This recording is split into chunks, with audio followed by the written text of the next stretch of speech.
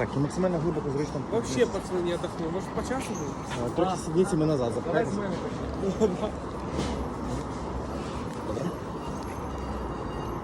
Дивіться, я рахую до 3, піднімаєте ноги перед собою, я вас веду. І ногами їдете весь час вперед, добре? Щоб швидкість була нормальна і ви не застрягли. Берега макаєш.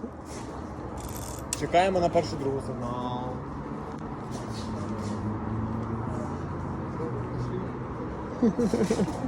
Травлик. Я потом.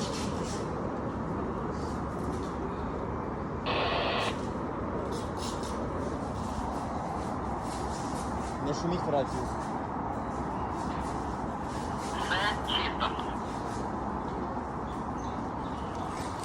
Хлопці, 1, 2, 3, поїхали.